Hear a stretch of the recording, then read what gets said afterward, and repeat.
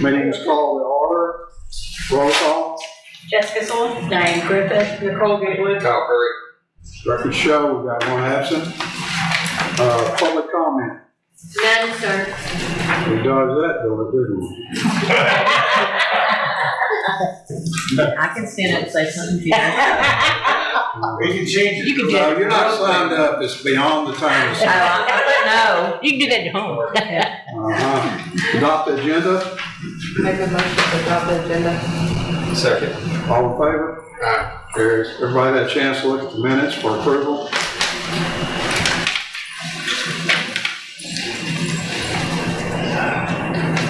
I make a motion to approve the minutes from Monday, May 4th, 2026. Second? Second. All in favor? Aye. Carries. Approval of the bills, I believe y'all have a copy of those. I make a motion that we pay the bills as noted. As presented, okay. I second. All in favor? Aye. Carries. All right, reports first. This is a rather lean agenda, so we'll get through here pretty quick. Next month will be a little bit heavier. You've got a lot of just reading material in here. I put in here the little report on the old high school parking lot, the incident that happened out there. So you've got a copy of the ladies' comments and my comments, and we forward this to the central office of the school, to Royal Rally, and to the chamber. And we'll let them take care of it. The lady is real nice. I don't think there's going to be a problem, but I told her I'd keep her in the loop. We stuck you, and we're not going to be talking about that this time. I'll probably put it on the agenda next time. It's about the data centers that we could get hit with, not the city, but the county. That's just information about the data centers. There's not, I think the one from the strategic partners that I just got is maybe a little bit more credible, but there's a lot of unknowns that we don't have. You just need to be aware of the impact of those. And we're not going to do what we did with the electric line unless we're asked to, but you just need to be aware of it. The commissioner's been on top of it at the court, and there's no stopping it, okay? There will be data centers. If you take a look at the power line that ran through here, yeah, that was to help our grid, but there was a bigger thing in the cloud there that was going on. Then you take a look at all the pipelines that are going through here, yeah, that's a good thing. But a lot of that information either feeds the data centers as far as infrastructure, or it goes into the bank as far as how much gas moves through here and where it goes and stuff like that. I'm not against data centers. I just want them to consider the environment, okay, and limit that. Y'all, after you read those, you can do your own research. Like I say, I'll put it on the agenda next time, and we can have an open discussion and all that. Let's see.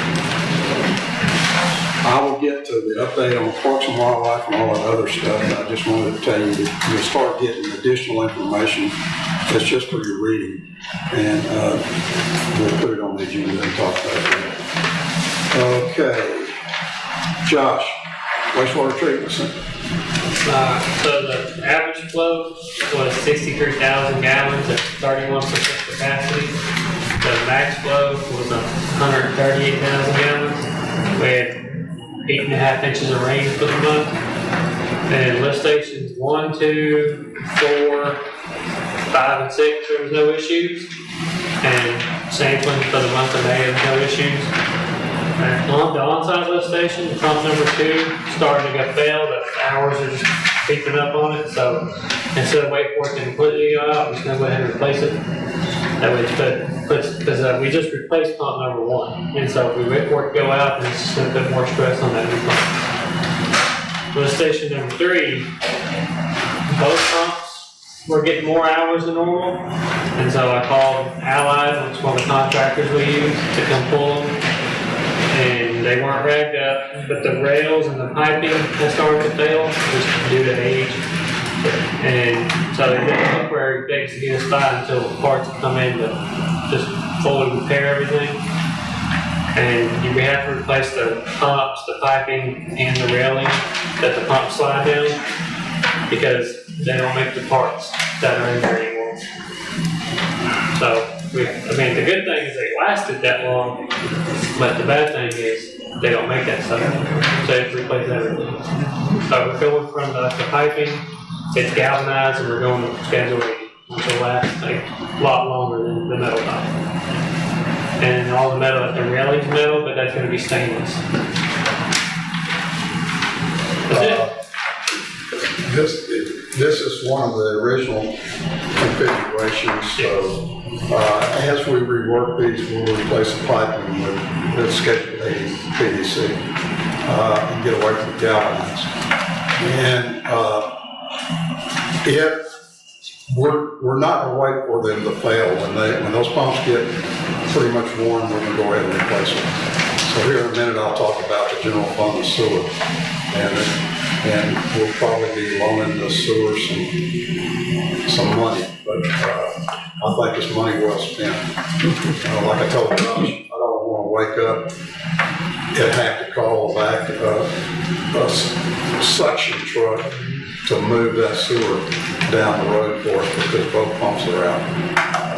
And it's better not to work in a panic and organize your replacements. Anything else, Josh? That's it.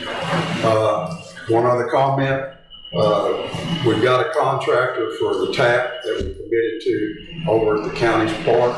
We'll be through with our stuff here in a couple of weeks, and they'll be able to tap their sewer onto our sewer. Okay, and Luke is volunteered to do the asphalt work where they open the cut.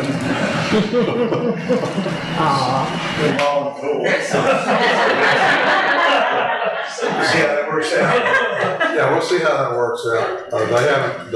They're responsible to put their own manhole in, and they're upsizing it because they're made developed on the other side of the park, and the sewer will be in place for that. Yeah, do. Let's see. On the sewer part of it, we turned in our first progress report. You can see they're approaching us here, so they're well out in front of where we expect them to be as far as getting this line in place. Okay. Financials, and like I said, I'm only going to talk about two of them really. The general fund, 47, we're at 42%. Our revenue is in at about 50%, so we're ahead of collections. Looks like we're going to have another good year from looking at some of the numbers over the actual numbers of what came in the 5 months. Our total expenses are at 19%. Don't let that, it's nothing to jump up and shout about. That's just the beginning of the year. We hold back on spending a lot of money and see how the year's going to go with the revenue side in case we need to throttle back. We've already throttled back. So we're at about 20% on expenditures instead of the 42%. When I looked at the sewer, I was pleased about the revenue. Revenue was at 43%, which is a good thing. But the expenses were at 56%, and with some of the large pumps that we're doing, is probably going to be a lot higher. So we'll just deal with it. You know, on the agenda we're going to talk about increasing the rates a little bit, so we'll get to that in a little bit. Any questions on either one of those? Okay. Community Center. We turned in our grant application to Trails Office for $2.5 million. That we will not have anything on that till near the end of the year. I've got about a 50-50 concern on it. Our fallback is we will go get a low interest loan and go ahead and do the construction on that if this one doesn't fail. There's just not a lot of chunks of money out there for community centers. The volunteer fire department, I just signed to go for a grant for them. It's real favorable. We've been in communication with the general land office, and I forget what that is, Joe. Is it $5 million? Yes, sir. Okay. It's more than enough to do what we need to do. The initial plans are, originally we thought we could only use the disaster recovery money for redoing buildings that were impacted, and both buildings were impacted, and we did have the FEMA, and that's the direction we're going. Well, general land office says, no, we're more interested in building, rather than repair, building a new building. So throw me in the briar patch. So our design that went in is if we were fortunate enough to get the grant, is the first thing we would do is tear down the old building in the back and remove that. Then we would build a new heliport back there. Then we would take up the old heliport, and that would be where the new building's going to sit. And we would keep everything going while we're under construction. Okay, we would not demo the old building until the new building's built and used. I have the preliminary drawings on that. Once they're submitted to general land office, I'll just put them in your packet for you to see what we're proposing on the general land office, with the general land office. I've been optimistic on that one, with them coming back and opening a conversation with us. It's probably on the top volunteer system with the floods and stuff. It's probably on the top of their list to fund if they can. We'll see how it works out. I think it'll be good for the community and the city, and it's something they deserve as hard as they work. So we will, once I get the preliminary drawings, which I've looked at, once they flow through GLO, I'll send them out to ESD, to the fire department, to the corporation, to the board members to look at and know the direction we're going. If we're fortunate enough to get it, it'll be started sometime in 27. Okay? Let's see. Capital projects, Parks and Wildlife. That has been eating my lunch. I'll never do this again, I promise you. I'll hire a general contractor. And we're pretty much getting close to that. I've got a good general contractor that's put in walking trails. They're for Parks and Wildlife. They just finished one.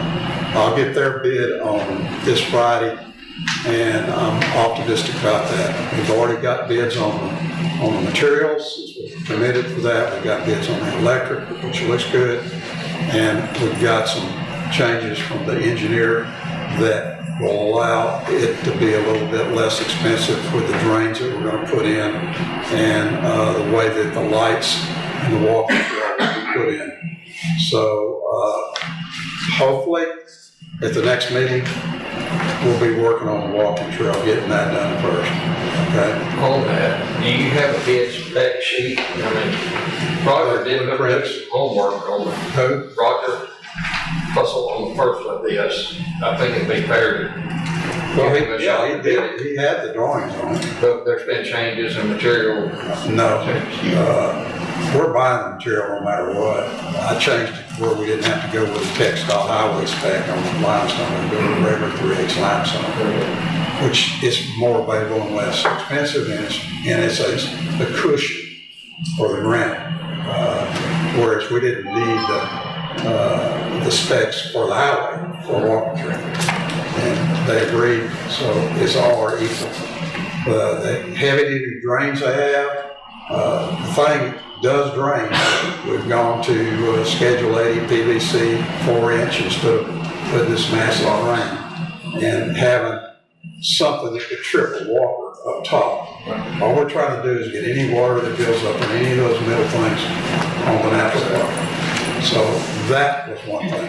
When I looked at their specs on the lights, I think they were thinking we were putting street lights out there because the foundation went 4 foot deep And the actual foundation work was more expensive than the light fixture itself. So I have a group that I'll meet with Thursday on lighting, and I talked to the electrician, he's gonna install it for me, and we're gonna buy a prototype and bring it and look at it. And also get the manufacturer's recommendation on what we need to do for the base and find out what the weight of the poles will be. We're looking at anywhere from 8 foot to 102 inches high. But there'd be a cast aluminum or something. I think. They would be cast aluminum, we can't afford cast iron, okay? But I'll get a prototype, y'all get to see it before we buy a bunch of them, and we'll get they come in 3 components, the base, which gets anchored down the pole, and then the fixture on top. So I'll get that done hopefully Thursday when we meet, and get one in here to take a look at it, where our electrician can look at that. We talked about, I learned more about engineering than I want to know, or ever want to know. Well, we talked about elevations out there and how we've got to set that cushion level. So in some areas we're going down further than 3 inches, because basically when it starts out you go down 3 inches and cut all that away, and then you put your cushion in there, which is 6 inches, and then you put your 3 inches on top of that, and you've got a crown. That's simple. The way I understand it, that's not engineering, the hour that I spent going over all this. But Williams and Associates understands that. They've done this before, which is going to actually save us money, I hope. We'll see how it comes in. So far, the quotes that we have on the material, the quotes that we have on the electrical have been great. So we'll see. We might make it within 400,000. I don't think we will be able to hold it 300,000. We'll go from there, and y'all stay informed on that. So sidewalks, they're at the Exxon now on the sidewalk. That terminates phase 1. We're still haggling over protecting the walkers. Got a conference call that I'll do this week with them in Lufkin and set up a meeting. Phase 2, we already have the grant on the one going out to the low moderate income housing. That will be the one they do start on latter part of next year. We're haggling over the corner at the courthouse on where that's going to be and what's that going to do. I've asked this time before they start to give me a set of design drawings that we can see. So y'all will see those as soon as I get them for phase 2. Phase 3, we've got an application we'll put in for it over at the junior high, bringing it to the Exxon. They're pretty much committed on that, and they've entertained my idea of some type of a bike lane coming from Double Lake into town. That would be phase 4. And then phase 5 is one that's off the wall. I'm not going to talk to you about it now because we're not there. We're still seeing if it's feasible. It's the downtown area. But the ones that are active and going to be active, you'll be seeing some drawings on that. We're not going to let it sneak up on us like we did on this one here and have to backtrack. Any questions on sidewalks? Okay. General Land Office, a grant. We've already talked about that. That's for the firehouse. Which brings us to our attorney, and I just complimented him. He did a super job. Mayor, we skipped over the fire department. As always, and you need to be slow down. Fire department, give me your report. I talked about you, you should have jumped up and given your report. All right, so for the month of May, we had 17 incidents. We had 1 structure fire, 1 motor vehicle accident, 5 EMS assist or landing zones, 3 fire alarms, 5 medical calls, and 2 tree downs because of the storms we had. We did equipment inventory, ESO reporting and training, and AAR training for training. Our upcoming trainings for this month are SFFMA conference. We're taking 5 of our members to go get CE credits and Blitz fire training. There's still no county-wide training. The AC was repaired on the EMS side. For the ESD, we have the new interim ESD chief, it's Micah DeBose. And then community outreach, we had our firehouse table for the quarter. We supported Senior Week with COHS, we did the senior parade, we attended graduation. We also supported the Catma Car Show with the rehab booth, and we did race and good on that. So we have also, or I would say Michelle, has applied for TUNA grants, and we were awarded a grant for a new slip-on unit for one of our restaurants. So here's one. All right,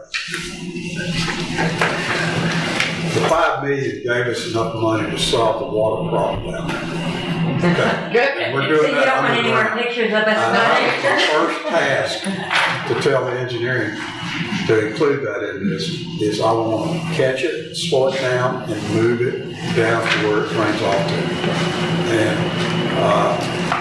I'm going to stay on top of that along with the curtain that y'all were asking for, probably around the entire perimeter.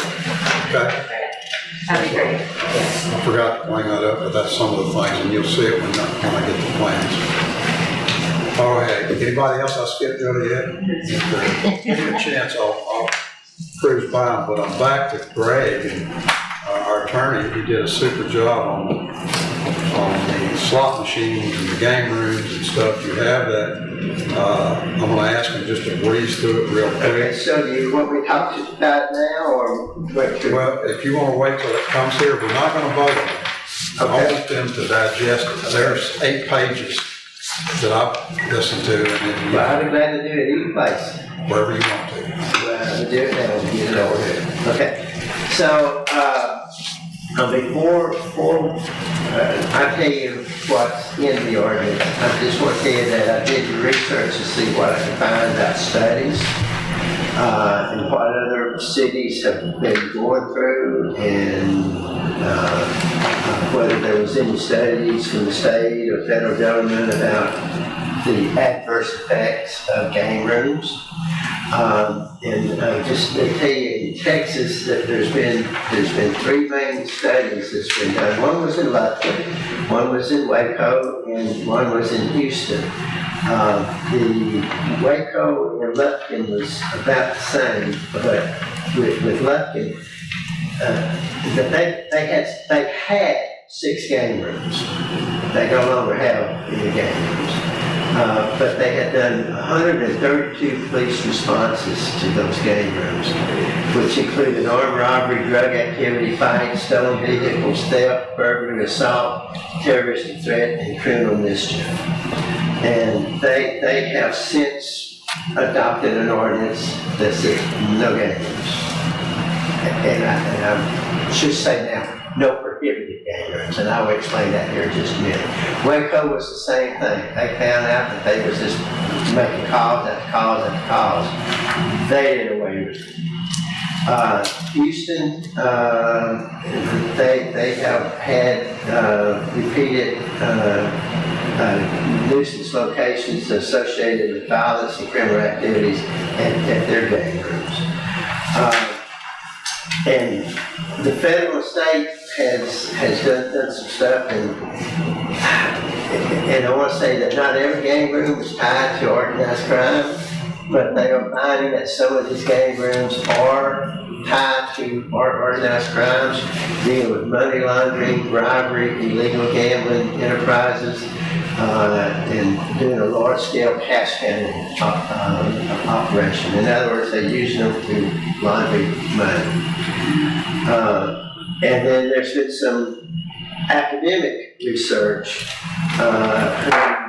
in which the colleges have done, and they said that these locations are associated with higher level of disorder, crime opportunity, and I love this word, social disorganization. I'm not quite sure what that means, but and basically in that a city doesn't have to prove that every gambling establishment causes crime. It just needs to understand that these type of establishments do cause crime, and they are associated with criminal stuff. And that's important for y'all to know while you're deciding about what you want to do about this ordinance. Because it's not against, per se, doing away with slot machines or gaming. It's to ensure that you don't have or organize or some type of criminal nuisance going on in your city. So having said that, this is an 8-page, instead of reading the whole thing, I'd rather y'all read it, but I'm just going to key up on the highlights. It's intended to prohibit game rooms, gambling devices, 8-liners, fish games, sweepstakes machines, and similar gambling style amusement redemption machines within the city of Cold Springs. Just so you know what a fish game is, they got games out there now that kind of claim skill, where that you either push a button and try to catch a fish, or you push a button and you shoot a deer, and it's still all a game of chance. There's no skill to it. They're trying to say that's a skill to get past what the statute says. But the key point is to protect public health, safety, and welfare, and quality of life of the citizens of Cold Springs. Prohibit game rooms, gambling devices, and gambling style amusement redemption machines within the city. It addresses concerns of illegal gambling, criminal conduct, nuisance calls, increased costs for law enforcement, and the adverse impact on nearby businesses and neighborhoods. The other thing that was finding out that it was reducing the value of some of the property in the area. And what it also does is recognize that Cold Springs is a small community with limited government resources and limited law enforcement resources available for response and enforcement activity. Y'all don't have a police department. You're going to have to do this with code enforcement or maybe with the help of the sheriff department. They're short-handed. So the more game rooms there are, the more problems you have, then the less law enforcement. But also recognizes that 4 campuses of the Cold Springs Independent School District are located within the city, and one of the key elements of the city is to protect the children, and you don't want them exposed to gambling-related activities. It also prevents operators to avoid enforcement by changing the ownerships or changing the name of things. If you got an injunction on one company, then they turn around and change the name. That's what they've been trying to do so they can keep working. Declares any prohibited game room operation to be a public nuisance. That way you can do both civil and criminal enforcement on them if you need to.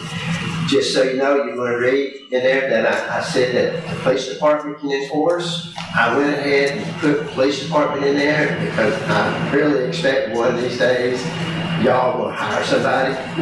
Someone behind us will. Okay. But I mean, so instead of, I just put it in there now so we don't have to go back and just change that. But now, here's what it's not going to do. It's not going to prohibit legitimate family-oriented or recreational activities. It particularly says that pool tables, billiard tables, dartboards, shuffleboard tables, foosball, air hockey table, pinball machines, children amusement devices, ball machine, gunball, candy vending machine, jukebox, and similar devices are not included as prohibited.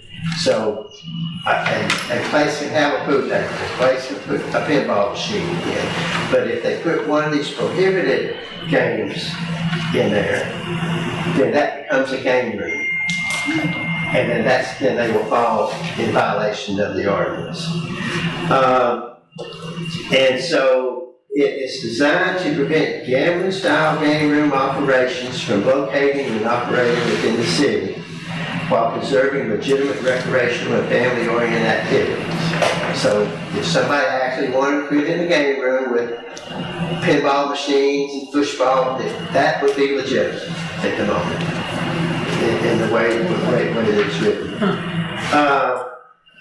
Because there's no gambling involved in that.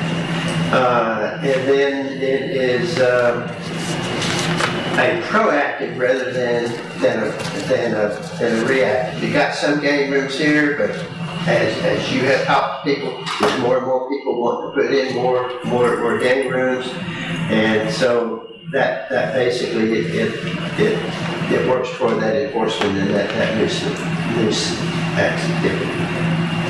So that's kind of it in a nutshell. There's approximately 40 slot machines in this town right now.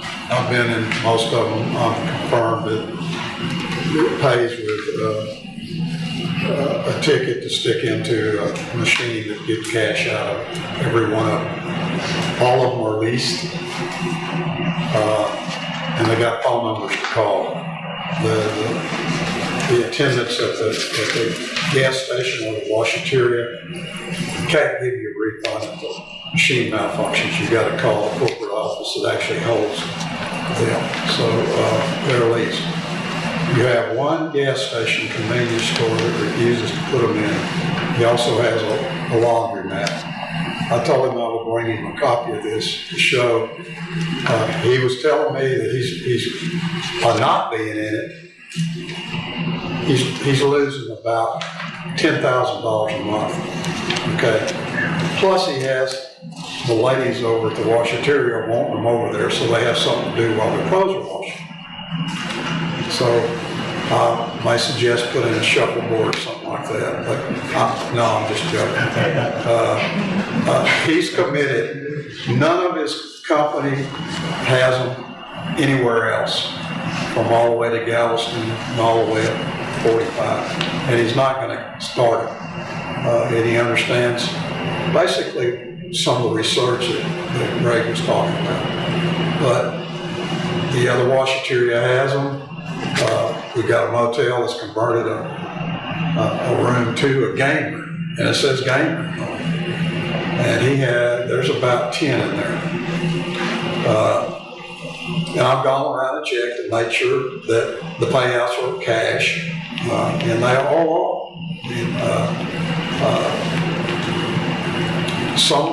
Some corporation does this for a living. So they can just do it somewhere else, as far as I'm concerned. Yeah, well, those machines are illegal, and but they are. When somebody wants to do something about it, they fight about it being a game of skill instead of a game of chance. Because supposedly, when it pops up, you got to have the skill to know to push something so it changed to another symbol, so you win. Because you don't automatically win when you push the button. You got to push the symbol to make it work, and that's a game of skill, according to what they say. So, I personally believe when the legislators meet this next time, they're going to clean up the statute even stronger after this court case, because basically the Supreme Court saying this was a lottery, and lotteries are illegal in the state of Texas unless you go through the lottery commission. And but I want to make absolutely sure that it didn't stop somebody from having a pool table or pinball machine or a jukebox. As long as they don't gamble. Well, yes. Well, a lot of the things that you exempted are part of the fair carnival that comes through. Right. We're not getting involved in that. So, good report on that. I looked at the legislative update while I'm talking with you here, and I noticed the Attorney General interprets a state law to allow for licensed carry inside of open meetings. Okay, I hadn't seen that yet, but I'll give you a copy of it, let you read it. I think it's done, okay?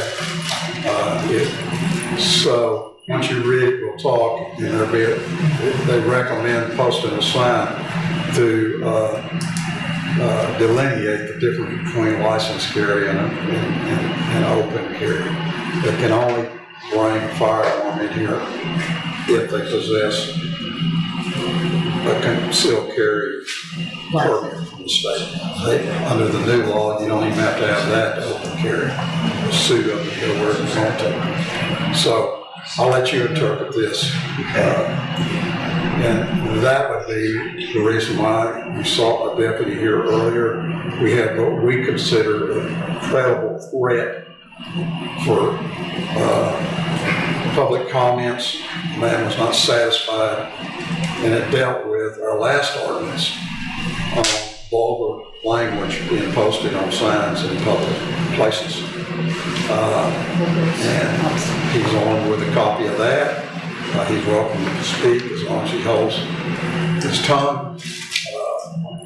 I want y'all to know that these two ladies go through a lot of this, and it's getting more numerous, this walk-in. But I'm against locking these doors. Now, they can lock it down in a heartbeat if they see something in the parking lot coming towards them. They're pretty vigilant on that. But yeah, it's got deadbolts, and they got buttons, panic buttons. So, but we want to try to have an open door to people to come in. Sometimes giving them the information changes things, but he made a few comments walking out the door that I felt like if they understood it the way I thought, interpreted, that we might need an officer here when we started. And I don't know if he's still here. I told him, I said, once we get through public comment, we will, I don't see any problem. But that's what occurs, and I'm not, I'll just do it. And Chief Deputy Jolly called me this afternoon and said Ray Lynn couldn't make it, he'd have someone come by. And I would rather err on that. So I'll get you a copy of this here before you leave, and then the other documents we talked about. Any questions for Greg on this? We're going to bring this topic up here in a minute. Again, you can either table it and vote on it next time, or if you're comfortable, you can vote on it now and we'll publish it. That's up to you, and we'll deal with all the kickback. I don't know that there's going to be a lot of it, but it may be challenged, but it's just what we're going to go through. Well, I did my best to put everything in here, but to get you seen, You so did. that they could not do a legitimate challenge. I mean, they can do This that. ought to discourage them, 8 pages of it. Yeah, well, I mean, when you read it, you're gonna see that, I made it where it's a public nuisance. They call it nuisance per se, meaning that it's a public nuisance, period. And that they got to prove that it's not. The city wouldn't have to prove it when we say, by our ordinance, that's what it is, and then they got to prove otherwise. And that. But what about when they say they're grandfathered in? There's no grandfather. No. I'm saying that's what's going to come. No, there's no such thing when it comes to illegal activities. Well, slot machines are illegal. Yeah, especially when they play cash, okay? This just happened, I would say, in a matter of a month. Food Mart, Exxon, and the one out there, they all hit at the same time. And then I turned around and Exxon put them in the washateria. And then I drove by and saw a game room flashing on the motel.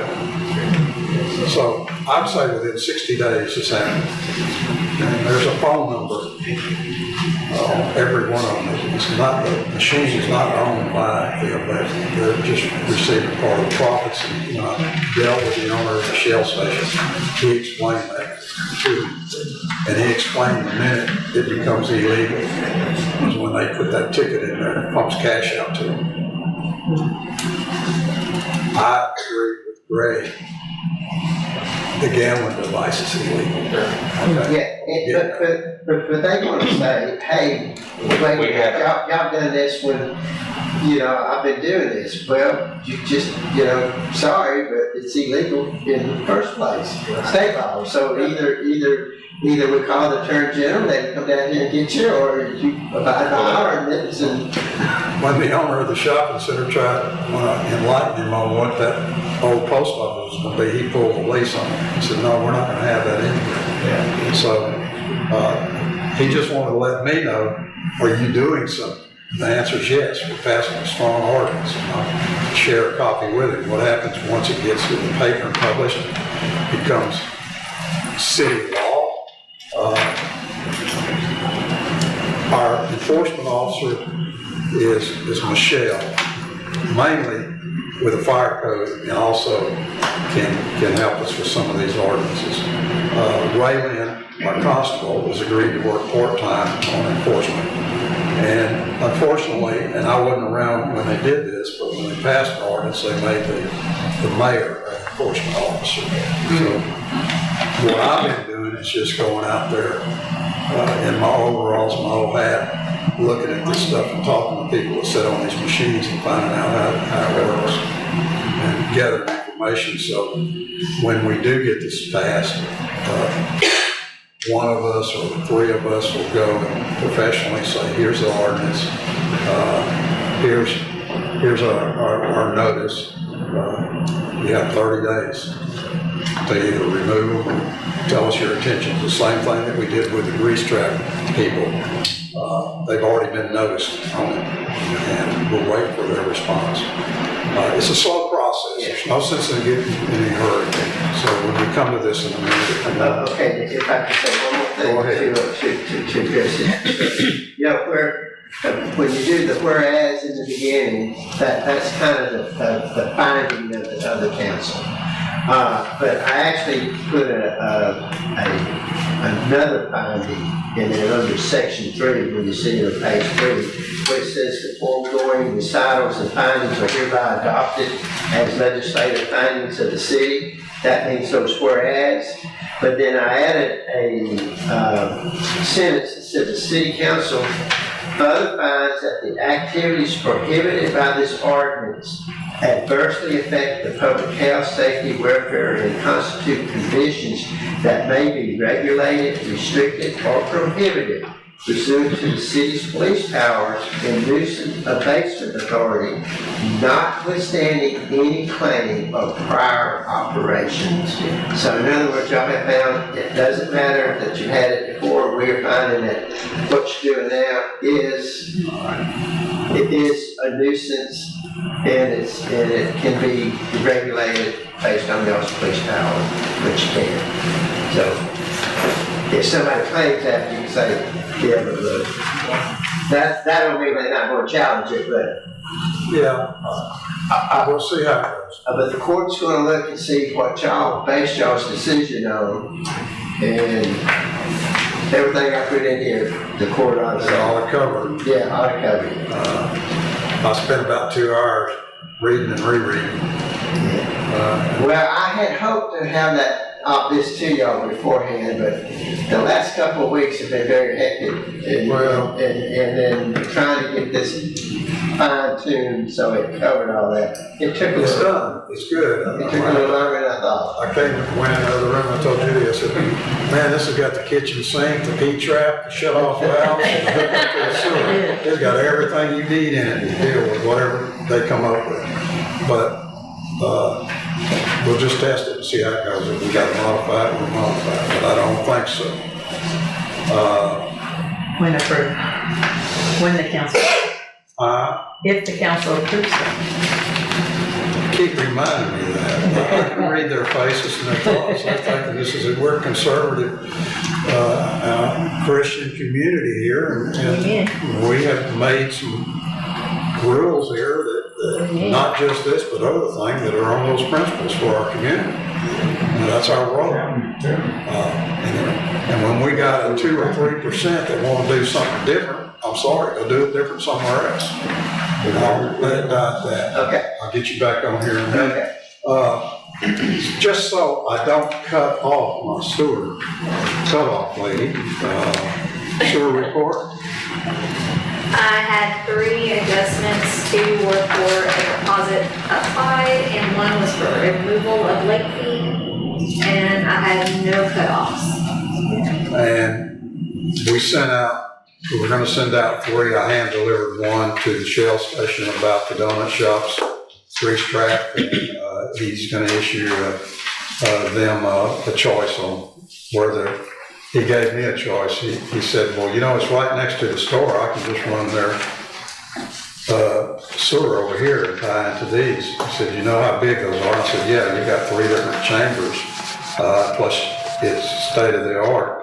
So that would be better than redoing the manhole at the other end. So let me know what you're gonna do. So we'll see. The other two, we sent notices to. Obviously, we just sent them out, so we haven't got a response. One of them would be Taco Express, the other one would be GW's Hamburger Place. We don't have the ability to test the effluent to see how much grease is in it because they don't have a test tube, which is suspect to me, which may mean that the grease trap or the grease is going into the septic tank. Both of those are older establishments, and we're not going to push real hard, but we're going to be persistent that they need to upgrade those two systems, and we'll work with them. So notices went out.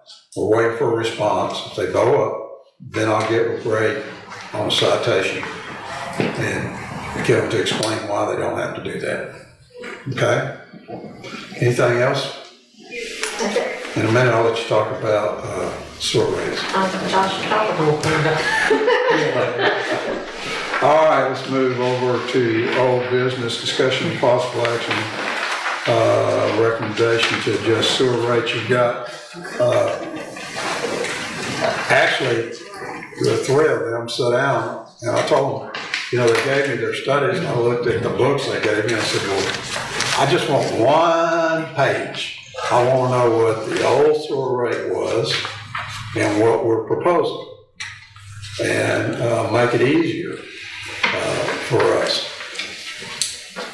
Don't let the revenue in the first 4 months of the sewer operation confuse you. I know we're right on 42%, but we've never received enough money to break even on the sewer plant. And in talking with our group that did the study for me,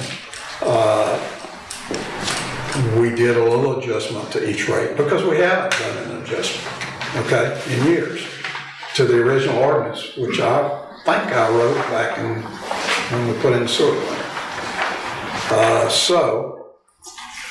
We're looking at the residents. We're going up $5 a month on the flat fee, so from 20 to 25. Looking at the small, we're going from $20 plus usage to $26. So you're going up $6 on the small businesses. And then the large ones, which would be the jail, the courthouse, the schools, the big users, we're going from $25 plus usage to $32.50, which is $7.50. So I think that is in order. You go down and look at the rates, the usage rates, which is another factor on the commercials. Well, you start out, if you use up to 20,000 gallons, that gets treated, it's $2.50 per thousand. We're going to go and lower that to 10,000 gallons, and it's $2.93 per thousand, up to 10,000 gallons. Then if you use more, the current rate, if you jump up from 20,000 and over, is $12.80 per thousand, above that first 20,000. Complicated enough? Okay. Proposed, we're going from 10,000 to 20,000, and we're saying we're going to charge you $3.81 per thousand. Okay. You're saying, why so little when the other one was $12.80? Well, look down below. If you go above 20,000, that's our mega users. We're going to charge you $12.80 per thousand. Same thing you were being charged over on the other side, except we moved 10,000 gallons, shuffled a little bit. I don't know that there'll be a windfall on this and it'll solve the problem, but we're going to do a better job on analyzing grease. We're going to do a better job on when we do this, we'll amend the ordinance, okay?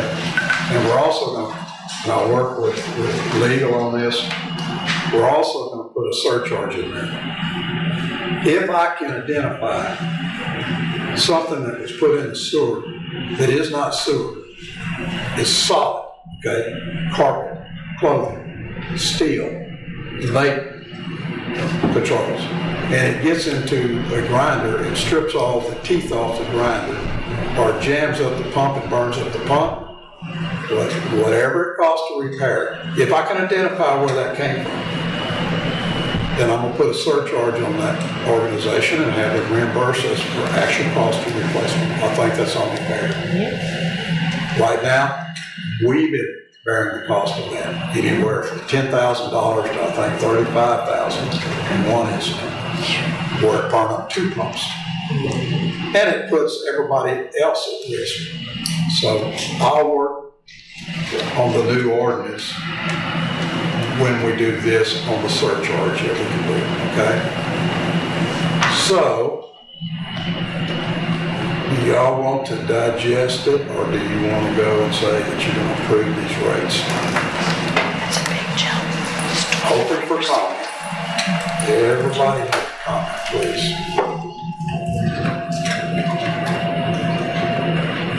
I'm okay with the raise. You're okay I'm okay with with the it. increase? Yes. Okay. I don't think it's too much or gonna be a burden.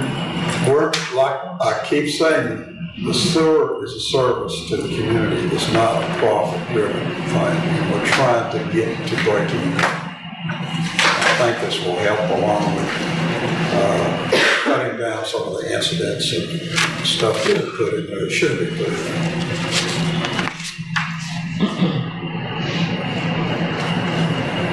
Cop? What cheaper than a road system? Oh, God, yes. It's getting worse, cheaper than a septic system. You're good with it? Jessica, you're good with it? What are your thoughts about the surcharge? There's only a few places you can pinpoint actually where it came from. We have ways during inspections to take a look in the field at what's coming in. In one case, we put a trap on a manhole coming from the particular deal, and we caught enough to show that all of that debris was coming from that site, and you can do that. And that's what we'll start doing. If I get a piece of clothing down there that's identifiable to one location here, it's done. Because what happens is the top of that, the sleeves or whatever goes into that grinder jams it up, and the rest of that is hanging out there. And if it's identifiable, it's identifiable. But we will not be able to do the surcharge unless we can prove that that came from that location. The only way to do it is put a trap on the inlet, or if, like I say, the object is definitely identifiable plant. That's the latest, the 2 pumps that were lost. So, are you all okay with us drafting that along with this to amend the ordinance? A surcharge. Yes, if you can prove it, It has to be proved, it has to be identified that that's the source. There has to be evidence or we can't do it. Okay. Greg, I see you got. Oh, I agree with you. I mean, they go holler and scream. So here in a minute, they'll make a motion to accept this and also work out verbiage, which I'll get with you, for the surcharge, and then we'll come back and do the whole amendment to the ordinance with both those on there, if y'all agree to do the surcharge. Y'all okay on the surcharge? I think they need to. Yes. All right. Then we'll draft that up, and we'll go with these in the ordinance, and I'll give all that to you. And it'll be a simple amendment to the existing ordinance, okay? Next time, y'all will get the vote. All right. All right. Go ahead. I'm gonna ask the question. As a homeowner here in the city, so if you go from $20 to $25, that's a 25% increase? Yes? If you do the math, yes. I'm speaking for just the city of Cold Spring because I listen to you talk about cutoffs and this and that. You know, and I know you haven't had any changes in 40 years, wherever it's been since you were last in office. 87. Yeah. So is that gonna be a financial burden to any of your homeowners? It's just my question. I mean, to me, it's not a big deal, but that's a 25% increase, just put it out there. What they can do is we can put over 65, where the owner will come. We have one on where the way the sewer is calculated is off the water usage. And we have about 5 people that raise livestock in the city and have either drank water out of the city. And then that amount comes over to us to charge sewer. Well, obviously, so many gallons of that water that we calculate our rate on goes to the animals. So each of those people wrote us a letter. They went to A&M, they calculated how much water they consume, and we adjust their sewer rates after we get the water usage. We can do something for the over 65s, and that would be another challenge for me and Greg. So there would be 3 things that we would look at. And then that's your veterans. You want the veterans to? Okay, we can do something for the veterans. All they have to do is come in and write us. Same thing we did with the water. And we'll take a look at it. Y'all will vote on it, because y'all voted on the water, the horses. Go ahead. But Josh and Amanda did survey cities around us, and these rates are still lower than what other cities are charging. Well, in '87, these were sky high. And the only one that was close to us was the city of Exxon. So I think they've got a benefit for a long time by being undercharged. And the residential isn't getting any usage on that, It's just a flat fee. We went to a flat fee. Most cities pay for usage. Yeah. But if they're over 65, if they're on fixed income, if they're a veteran on fixed income, and they write us a letter, we'll consider adjusting. Okay? If it's a hardship. Y'all will vote on that. Okay? Do you want to table it till we get everything worded right? Yeah, there's 3 things that now that we're talking about that's going to go in it that you'll have next time. There'll be the new rate structure. There'll be verbiage in it about the surcharge. And the way we'll do that, and I'll write that up. And now there will be opportunities for over 65 on fixed incomes, veterans that want to file for some kind of consideration to send it to the council, and the council can agree. And that'd be for future generations as On the well. 101 situation, okay? So there's 3 things we're going to do to the sewer ordinance. We got the first one agreed on. They agreed on these new rates. Secondly, they agreed on surcharge as long as we can prove where the damage came from. And the third one would be to have the over 65s that want to ask for assistance to veterans or such to write a letter that go on the agenda. The council will vote on it. Okay? I probably wanted to make it, because you used the word hardship, and I like that word. Where they would have to file to the council for hardship. Because you got some 65-year-olds that's got 4 money, and then all of us put together. I don't know. I'm not that way. My wife is, though. Anyway, the hardship would be that we would roll it back to the $20, okay? So it's real easy. If the council agrees on a one-on-one basis to do that, then we kick it back to the 20. All Well, I right? was gonna say, it's just a suggestion, I mean, you don't have to go all the way to 25, you can go. Not like 25, that's around. I mean, it's just, It's a flat fee. Okay, you good on that? So you'll come back, we'll doctor the old ordinance and come back with it and approve it. But we'll take one bite at a time. We'll do this game deal, which we're gonna talk about in a minute. If y'all pass it, we'll go ahead as presented, get it posted, get it signed, and get it going. We'll knock on it, then we'll come back and deal with the sewer adjustment. So we'll draft that, and you'll see that next time. Okay, discussion of possible action on the game room ordinance. I think y'all beat that pretty good and understand that. I think Greg's done a fine job. I'm comfortable with it, which I don't get to vote. It's up to you. If you guys are comfortable with it, I need a motion to accept that and present it to council.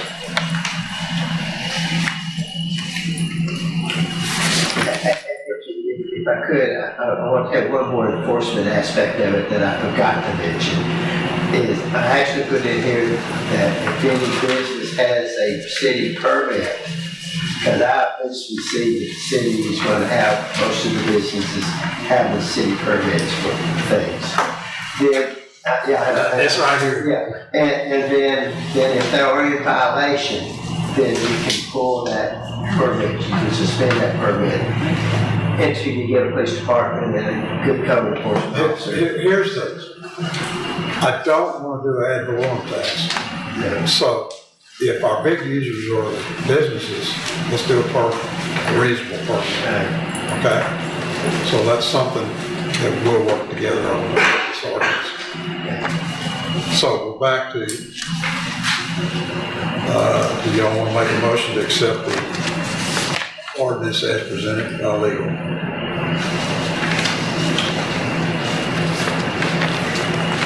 I'll make the motion that we accept the ordinance on the gaming as presented by council. Everything looks good to me. If there's any discussion. Any discussion or second? I'll second. All in favor? All right. Jody, based on the minutes, I'll sign it, we'll get it published, and get it out, and go from there. So, let's go to new business now. The pumpkins, the coach is fixing to turn into a pumpkin here in a minute.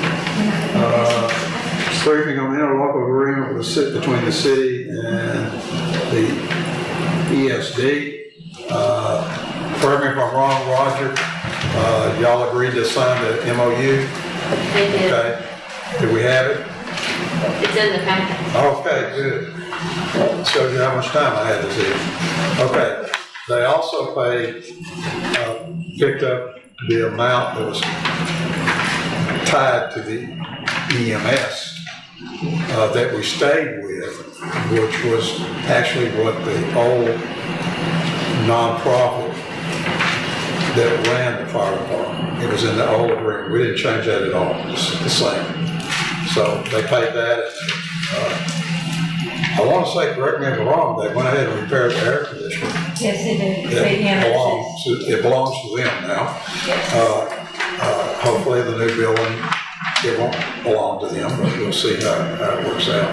Depends on the federal government and the grant money to pump it down to us whether we get it or not. Okay, so we're, as far as I'm concerned, we're not going to see that anymore unless they want another MOU on something else, or next year comes around and they want to change something, or some things change. If we get funding for a new building, it's a whole new world. Any questions on that? I'll brief it. Okay, let's go to D, because this is pretty critical.